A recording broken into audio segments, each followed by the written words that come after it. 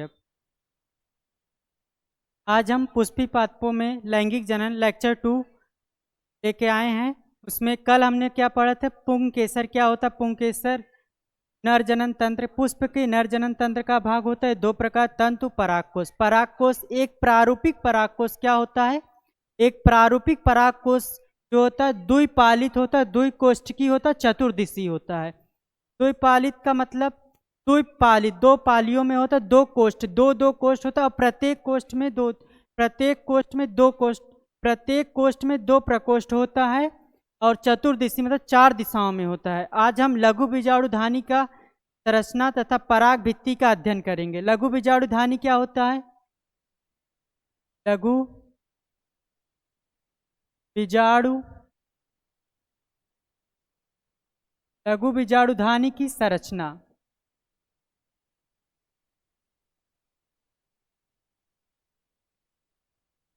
संरचना या पराग भित्ति। पराग भित्ति पराग भित्ति क्या देखिए लघु बीजाणुधानी की संरचना कैसे होती है। देखिए इसमें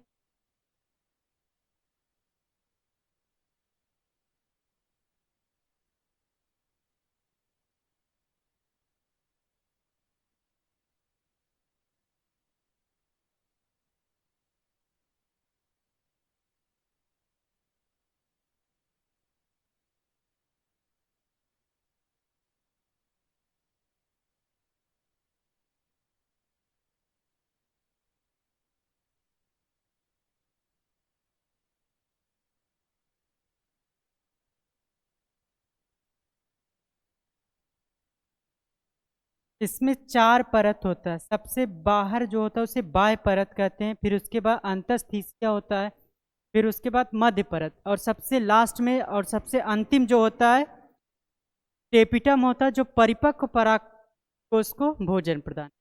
टेपिटम जो होता है बहुकेंद्र की होता है, स्पोरोपालिनिन का बना होता है। स्पोरोपालिनिन का मतलब क्या होता है? स्पोरोपालिन का मतलब ये होता है यह बहुत कठोर होता है। स्पोरोपालिन एक एंजाइम होता है। देखिए सबसे बाहरी परत क्या होता है? सबसे बाह्य जो होता है, सबसे बाहर जो होता है बाह्य त्वचा होता है। बाह्य परत सबसे बाहरी परत। दूसरा जो होता है अंतःस्थीसिया होता है।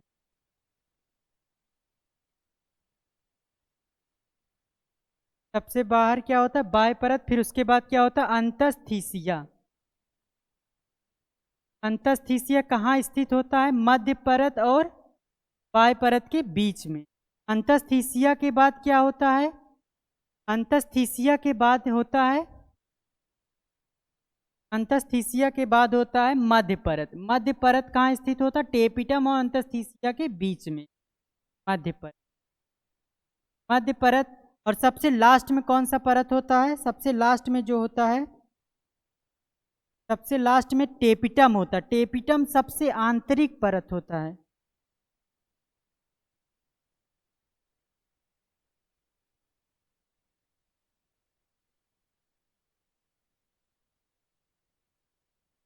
टेपिटम टेपिटम होता है सबसे लास्ट,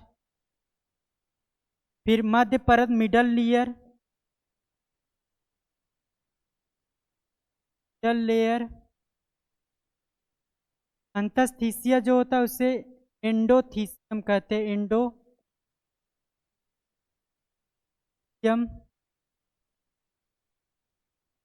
और बाह्य परत जो होता है सबसे बाहर जो होता है उसे क्या कहते हैं? एपिडर्मिस।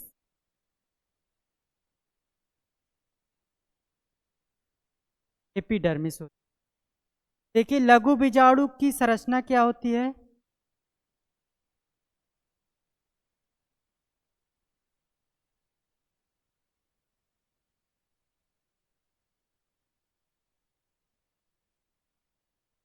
लघु बीजाणु जो होता है उसकी संरचना देखिए। लघु बीजाणु कैसी होती? गोल आकृति। लघु बीजाणु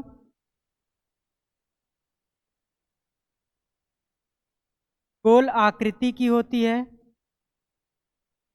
और एक पराग कोश में कितने लघु बीजाणु होते हैं? 1 2 3 4।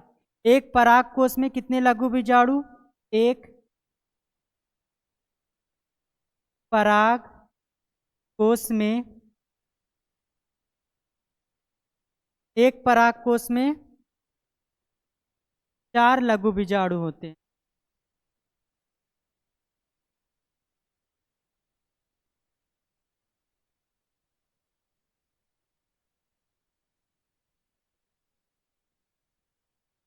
सबसे लघु बीजाणु धानी कैसे? लघु बीजाणु धानी की आकृति गोल होती है, परंतु एक परागकोश में 4 लघु बीजाणु धानी होती है।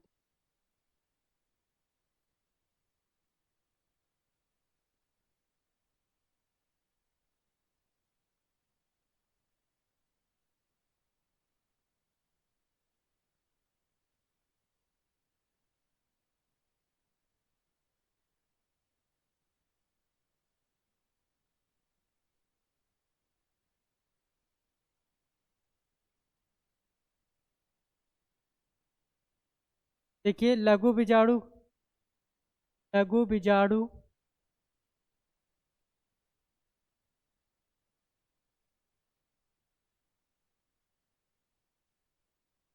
लघु बीजाणु धानी की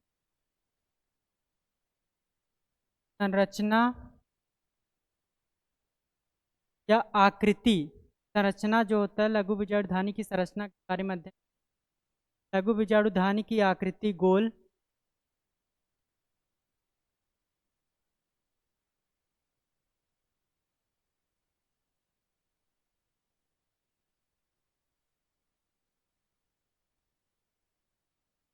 लघु बीजाणु धानी की आकृति क्या ऐसी होती? गोल होती है तथा एक पराग कोश में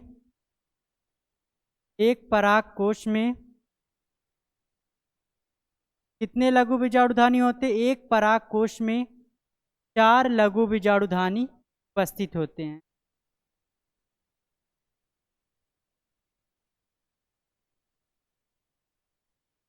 एक पराग कोश में 4 लघु बीजाणु धानी उपस्थित या प्रेजेंट होते।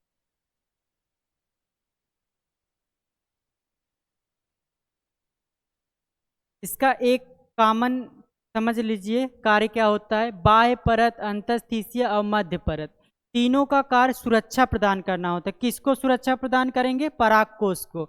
और बचा टेपिटम। टेपिटम चौथा भाग होता है जो पराग कोश का क्या करता है? भोजन देता है। भोजन कौन देता है? टेपिटम। और सबसे आंतरिक परत क्या होता है? टेपिटम होता है। और ऊपर से 3 परतें क्या होते हैं? सुरक्षा प्रदान करते हैं, जिसमें से ऐसी कौन सी परत है जो बाह्य परत और मध्य परत के बीच में स्थित होता है? अंतःस्थिसीय। और मध्य परत कहाँ स्थित होता है? अंतःस्थिसीय और टेपिटम के बीच में क्या होता है? मध्य परत। अब इसमें देखिए टेपिटम कैसी होती है? बहुकेंद्र की होती है और एक परिपक्व पराग कोश को भोजन प्रदान करता है और स्पोरोपालिनिन से बनी होती है। स्पोरो किससे बनी? स्पोरोपालिनिन से बनी होती है। अब इधर देखिए,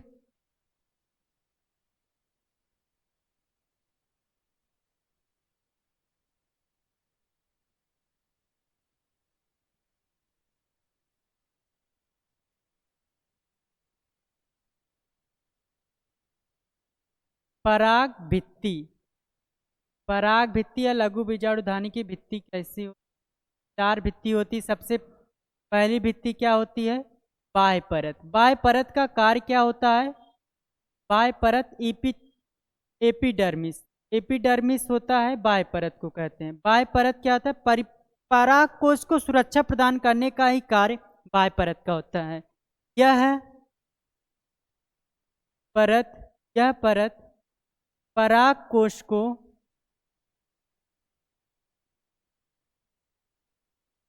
सुरक्षा प्रदान करती है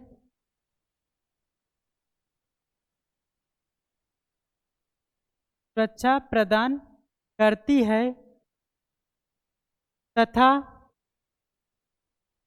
यह परत पराग कोश को क्या करते? सुरक्षा प्रदान करती है तथा 1 से 2 परत इसमें उपस्थित होता है, एक से दो परतों में विभक्त होती है, एक से दो परतों में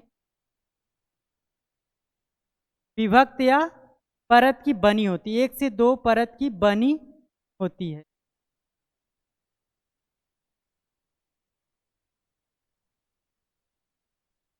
दूसरा क्या, अंतस्थीसिया कहाँ होता है, बाह्य परत और मध्य परत के बीच में।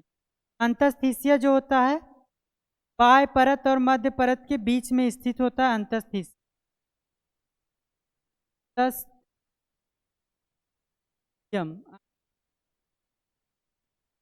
जो होता है यह भी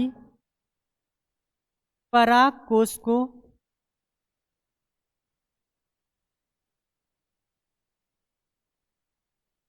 सुरक्षा प्रदान करते हैं। क्या करता है, सुरक्षा प्रदान करते हैं।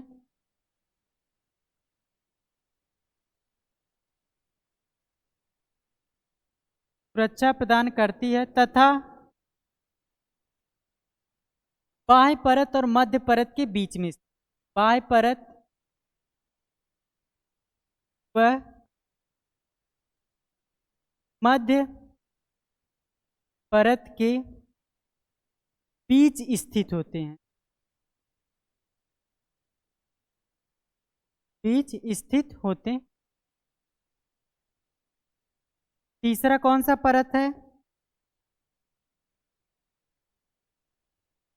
तीसरा मध्य परत। मध्य परत क्या होता है, मिडल लेयर। मिडल लेयर का मतलब होता है यह भी पराग कोश को सुरक्षा प्रदान करता है, परंतु यह परिपक्व पराग कोश में अनुपस्थित, या परिपक्व पराग कोश में यह नष्ट हो जाता है। यह एक से तीन परत में, या एक से तीन परत में बनी होती है, एक से तीन परत की बनी होती है, एक से तीन परत बनी होती तथा परिपक्व पराग कोश में, परिपक्व पराग कोश में क्या होता है, एब्सेंट होता, अनुपस्थित होता है, अनुपस्थित होता है, अनुपस्थित होता है। अब सबसे लास्ट परत कौन सा होता है, सबसे लास्ट परत होता है टेपिटम। टेपिटम का कार्य क्या होता है, परिपक्व पराग कोश को भोजन प्रदान कर। टेपिटम जो होता है यह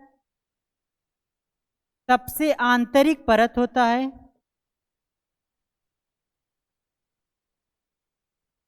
यह क्या सबसे आंतरिक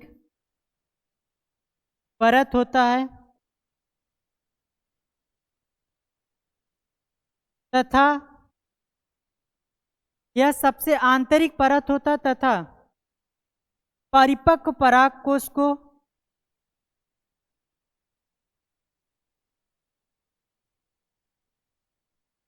परिपक्व पराग कोश को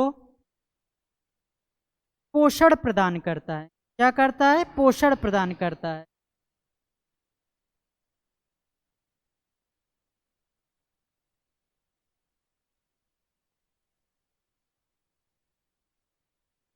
परिपक्व पराग कोश को क्या करता है, पोषण प्रदान करता है। और यह बहुकेंद्रकी होता है। कौन सी केंद्रकी होता है, बहुकेंद्रकी।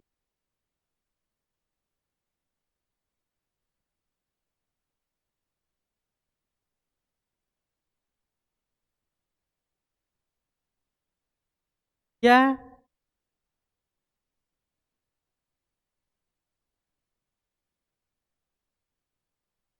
बहुकेंद्रकी होती है,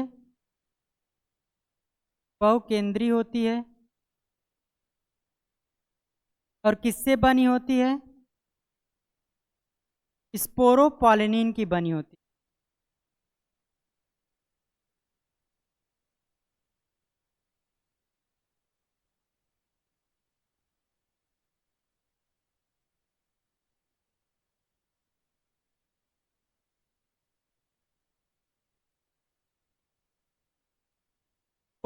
लघु बीजाणुधानी की संरचना, पराग कोश की भित्ति, ये सब का निर्माण कैसे होता है, कैसे इस प्रक्रिया को किया जाता है, इसमें कौन कौन सी परत शामिल है, किसका कार्य सुरक्षा प्रदान होता है, कि कौन सी परत नष्ट हो जाती है और कौन सा परत एपिटम ऐसा परत हो जो परिपक्व परागकोश को पोषण प्रदान करता है। अब इसके बाद हम पढ़ेंगे लघु बीजाणु जनन ऊतक, इससे पराग कण का निर्माण कैसे होता है। पराग कण का निर्माण के बारे में इतना समझ में आया ना। इसके बाद देखिए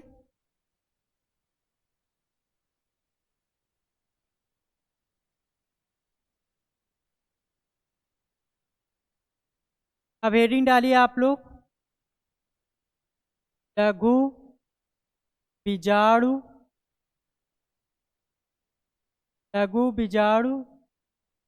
जनन ऊतक, लघु बीजाणु जनन ऊतक, माइक्रो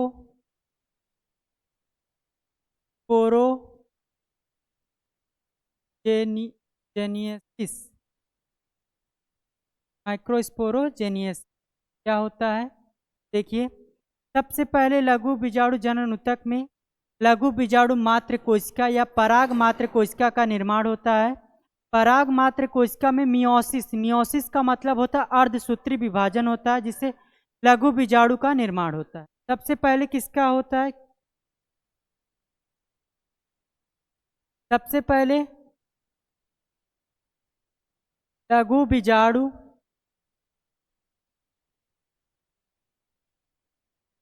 मात्र कोशिका का निर्माण होता है, या पीएमसी पराग मात्र कोशिका का निर्माण होता है। उसमें मियोसिस की क्रिया, मियोसिस मतलब होता है मियोसिस अर्धसूत्री विभाजन, अर्धसूत्री विभाजन की प्रक्रिया चलती है, जिससे लघु बीजाणु का निर्माण होता है। किसका निर्माण, लघु बीजाणु का निर्माण होता है।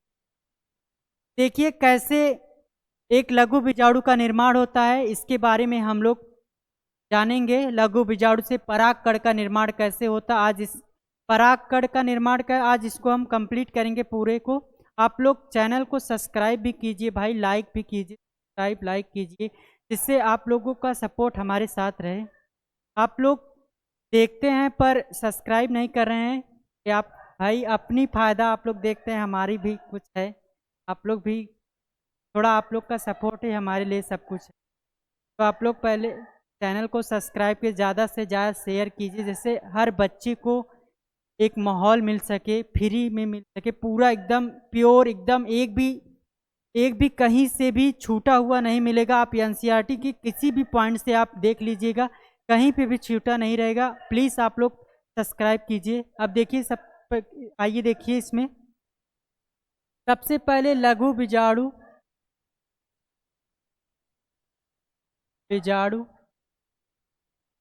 सबसे पहले किसका निर्माण होता है, लघु बीजाणु या परागपुटी। परागपुटी से सजाती ऊतक का निर्माण होता है, सजाती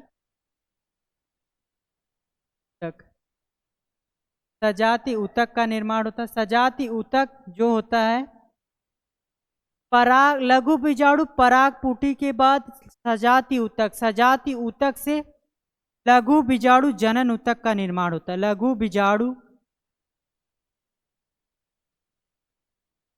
जनन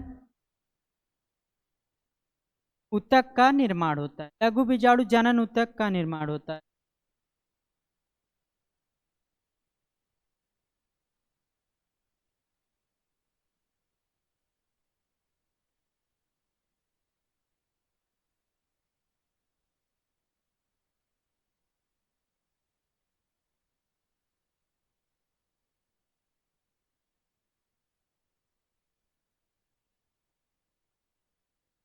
देखिए लघु बीजाणु क्या होता है, एक इसकी प्रत्येक कोशिका में, लघु बीजाणु जनन ऊतक की प्रत्येक कोशिका में लघु बीजाणु या पराग कण का निर्माण होता है, जिससे पराग कण का तो निर्माण होगा और प्रत्येक कोशिका पराग मात्र कोशिका भी बनी थी इसकी लघु बीजाणु जनन ऊतक की। इसमें देखिए लघु बीजाणु लघु बीजाणु जनन ऊतक की लघु बीजाणु जनन ऊतक की प्रत्येक कोशिका से लघु बीजाणु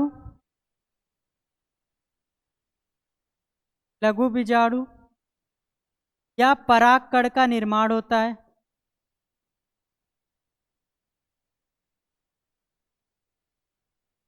लघु बीजाणु या परागकण का निर्माण होता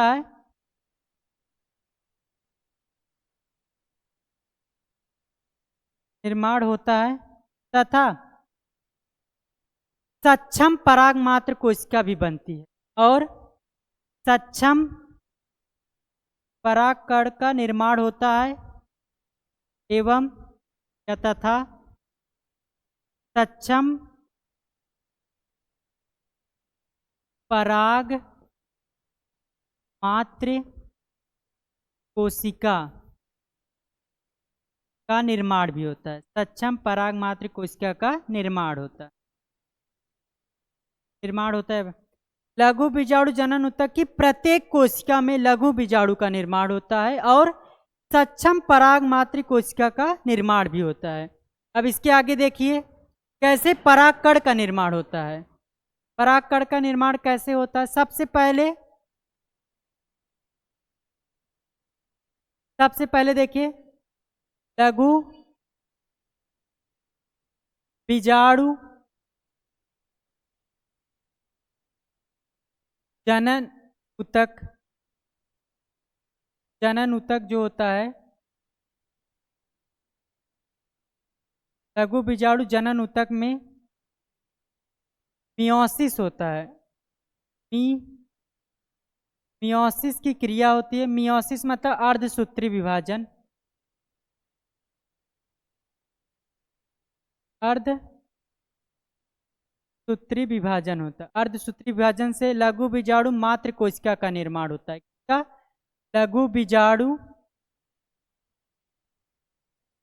मात्र कोशिका का निर्माण होता है। लघु बीजाणु मात्र कोशिका जो होती है, लघु बीजाणु मात्र कोशिका में लघु बीजाणु चतुष्क का निर्माण करती है। लघु बीजाणु मात्र कोशिका लघु बीजाणु चतुष्क मतलब 4 लघु बीजाणु की चतुष्क संरचना का निर्माण। लघु बीजाणु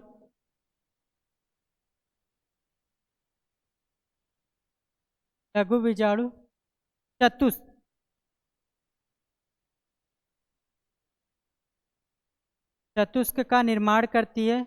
लघु बीजाणु चतुष्क में देखिए कैसा होता है। लघु बीजाणु चतुष्क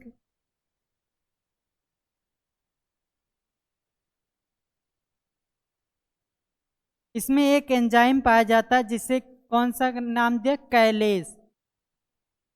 कैलेस नामक एक एंजाइम पाया जाता है।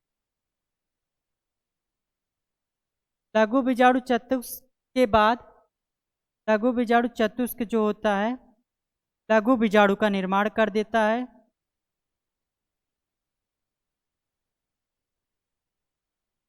लघु बीजाणु और लघु बीजाणु विकसित होकर किसका निर्माण करती? परागकण का। किसका निर्माण करते? परागकण का। आज का पूरा टॉपिक यहीं तक रहेगा। आइए हम जितना आज पढ़े उसको एक शॉर्ट फॉर्म में बता देते हैं क्या क्या आज हमने पढ़ा है पूरा।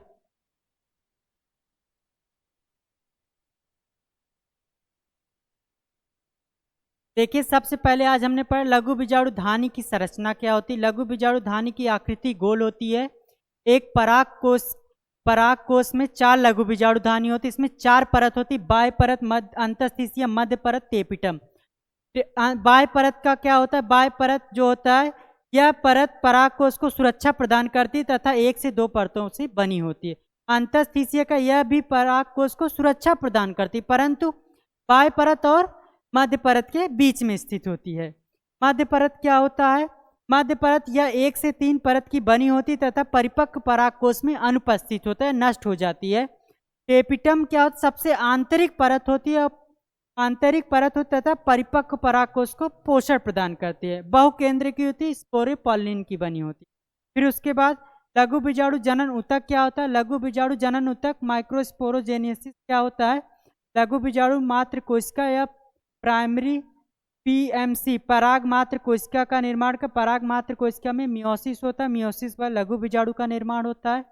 लघु बीजाणु, फिर इसमें देखिए लघु बीजाणु जो होता है पराग पुटी होता है, सजातीय ऊतक का निर्माण, लघु बीजाणु जनन ऊतक का निर्माण होता है। फिर लघु बीजाणु जनन ऊतक की प्रत्येक कोशिका से लघु बीजाणु पराग कण का निर्माण होता है तथा तत्सम पराग मात्र कोशिका का भी निर्माण होता है। फिर उसके बाद देखिए पराग कण का निर्माण कैसे होता है? लघु बीजाणु जनन ऊतक में मियोसिस की क्रिया चलती है, जिससे लघु बीजाणु मात्र कोशिका का निर्माण होता है। मात्र कोशिका में भी मियोसिस की क्रिया चलती है। मियोसिस अर्धसूत्री चलता है। अर्धसूत्री